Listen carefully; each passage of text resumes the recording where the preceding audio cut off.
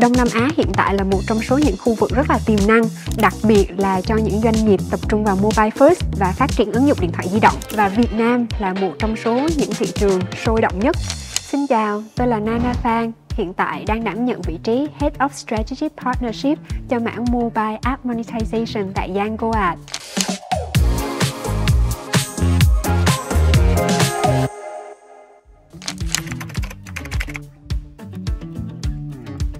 Đông Nam Á hiện tại là một trong số những khu vực rất là tiềm năng, đặc biệt là cho những doanh nghiệp tập trung vào mobile first và phát triển ứng dụng điện thoại di động. Và Việt Nam là một trong số những thị trường sôi động nhất. Lý do thứ nhất,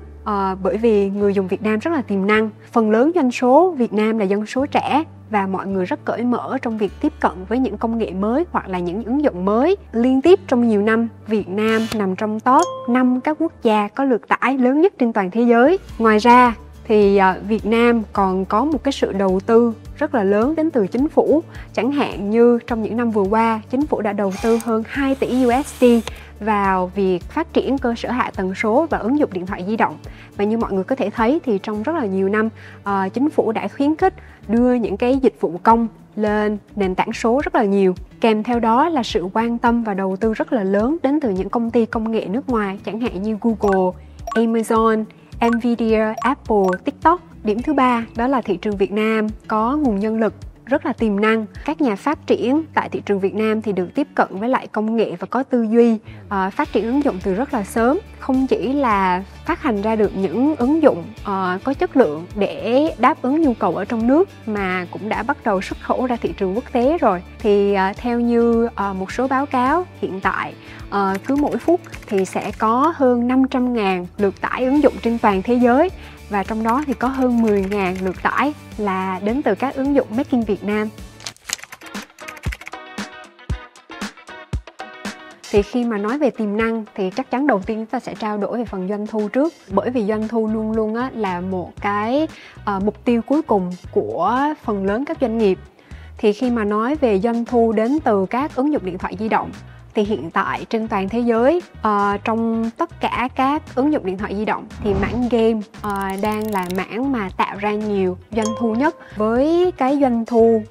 tầm 122 cho đến 155 tỷ USD trong vòng 1 năm, thì chiếm tầm cỡ khoảng 50 cho đến 60% tổng doanh thu đến từ các ứng dụng điện thoại di động. Thứ hai sẽ là các ứng dụng về social media. Thứ ba thì sẽ là những cái ứng dụng về giải trí, những ứng dụng về video hay là OTT, chẳng hạn như là Netflix, Amazon Prime, vân vân. Và thứ tư thì mới là e-commerce. Quay trở về thị trường Việt Nam thì có thể nói rằng các nhà phát triển ứng dụng tại thị trường Việt Nam đang đi theo một cái hướng chung của thị trường thế giới, đó là tập trung vào mảng game. Hiện tại tại thị trường Việt Nam đang có hơn 400 các nhà phát triển và phát hành ứng dụng game, và hơn 70% các nhà phát triển ứng dụng thì đang tập trung vào việc hướng ra thị trường toàn cầu, tối ưu doanh thu từ thị trường toàn cầu thay vì tập trung vào thị trường nội địa. Ở thị trường Việt Nam thì cũng có một số những cái studio game cũng đã đạt được những cái thành tích rất là đáng kể và đánh dấu cái cột mốc của game Việt Nam trên trường quốc tế. Ví dụ như là Falcon, iCam, Amanos, vân vân. Khi vươn ra thị trường toàn cầu, mỗi nhà phát hành ứng dụng điện thoại di động sẽ có những cái công thức và chiến lược rất là khác nhau. Một số các nhà phát triển ứng dụng thì họ sẽ nghiên cứu thị trường ngay từ ban đầu và đưa ra những cái chiến lược phát triển cụ thể cho từng thị trường. Trong khi đó thì một số nhà phát hành ứng dụng khác họ sẽ áp dụng một công thức chung cho thị trường toàn cầu, test thị trường toàn cầu trước, rồi sau đó mới xác định xem là thị trường nào sẽ phù hợp với ứng dụng của họ và đầu tư sâu hơn vào những ứng dụng đó. Hiện tại khi đi ra thị trường quốc tế thì phần lớn tôi thấy các nhà phát triển ứng dụng Việt Nam đang xác định các chiến lược thâm nhập thị trường dựa theo việc phân khúc thị trường. Các thị trường sẽ được chia làm 3 phân khúc chính. Phân khúc đầu tiên là các thị trường tier 1 hay là các quốc gia cao cấp. Một số những cái quốc gia điển hình nằm trong cái phân khúc này chẳng hạn như là Mỹ, Anh, Pháp, Đức, Nhật Bản hay là các nước ở Bắc Âu Thì đặc điểm của người sử dụng tại những quốc gia này là họ có thu nhập cao và đồng thời thì họ cũng có cái thói quen chi tiêu thông qua ứng dụng điện thoại di động nhiều hơn và có cái thói quen trong việc chi trả thông qua thẻ hay là thông qua ví điện tử. Do đó khi mà thâm nhập vào những cái thị trường này thì phần lớn các nhà phát triển ứng dụng sẽ phải tập trung rất là nhiều vào việc phát triển chất lượng của sản phẩm, đồng thời là UX UI cũng rất là xuất sắc, và tất cả những cái sản phẩm sẽ phải hoạt động rất là mượt mà. Một phần phải cân nhắc nữa đó là về phần chi phí để acquire user tại những thị trường này. Bởi vì tính chất của thị trường là người dùng có giá trị rất là cao, nên thông thường chi phí để có thể acquire được user tại những thị trường này thì không nhỏ. Cho nên khi tập trung vào những thị trường tier 1 thì mọi người sẽ phải có những cái chiến lược cân nhắc về phần user acquisition một cách hợp lý về ngân sách ngay từ ban đầu. Mặc dù là cái chi phí thì có thể nói rất là cao, nhưng mà về kết quả thì về lâu về dài thì đây là những cái thị trường đáng để tập trung vào. Nếu mà bạn thành công tại những thị trường này thì return on investment sẽ rất là tốt. Ngoài ra nữa thì nếu mà thành công thâm nhập vào những thị trường tier 1 sẽ hỗ trợ rất là nhiều trong phần branding của doanh nghiệp. Thị trường ứng dụng điện thoại di động cũng khá là tương tự như thị trường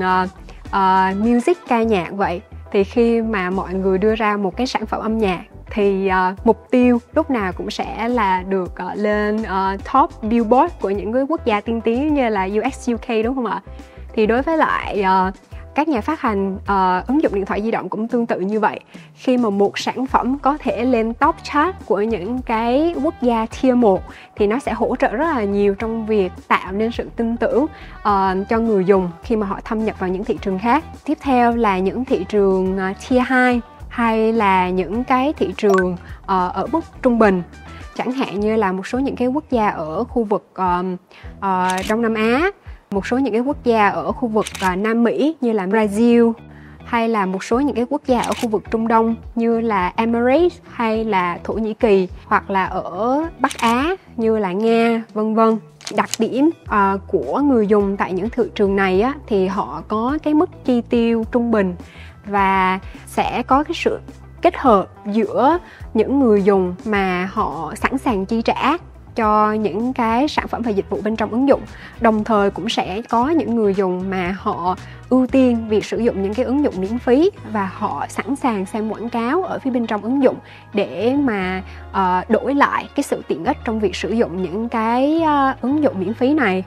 Thì khi thâm nhập vào những cái phân khúc thị trường này thì hầu hết là các nhà phát triển ứng dụng có thể là cân nhắc trong việc phối hợp giữa việc tạo doanh thu từ in-app purchase, đồng thời là kết hợp với lại việc tạo doanh thu từ quảng cáo phía bên trong ứng dụng điện thoại di động nữa. Đây là những cái thị trường mà rất là tiềm năng cho các nhà phát triển ứng dụng khi mà họ muốn test sản phẩm, muốn test một số những cái concept vân vân. Bởi vì thứ nhất là cái phần chi phí để acquire user tại những thị trường này thì phải chăng hơn so với những thị trường ở tier 1. Đồng thời với cái tính chất đa dạng của người dùng tại các thị trường này cung cấp cái khả năng linh hoạt hơn trong cái việc là test sản phẩm và thử nhiều các chiến dịch khác nhau. Phân khúc thị trường số 3 là phân khúc các quốc gia mới nổi. Một số ví dụ điển hình như là các quốc gia ở khu vực Đông Nam Á, Việt Nam, Indonesia, Philippines, vân vân, hay là một số những cái quốc gia ở châu Phi như là Nigeria. Ngoài ra thì ở trong nhóm phân khúc thị trường này còn có một số quốc gia khác, ví dụ như là Ấn Độ hay là Pakistan. Thì một cái đặc điểm của người dùng tại thị trường này đó là có dân số rất là đông và họ có cái sự tăng trưởng rất là nhanh. Người dùng tại thị trường này thì họ có cái sự mở lòng nhiều hơn trong cái việc xem quảng cáo ở phía bên trong ứng dụng điện thoại di động. Và bởi vì cái tính chất của thị trường nên là phần lớn người dùng thì sẽ ưu tiên sử dụng những cái ứng dụng miễn phí. Do đó khi mà thâm nhập vào những thị trường này thì hầu như là các nhà phát triển ứng dụng điện thoại di động cần phải cân nhắc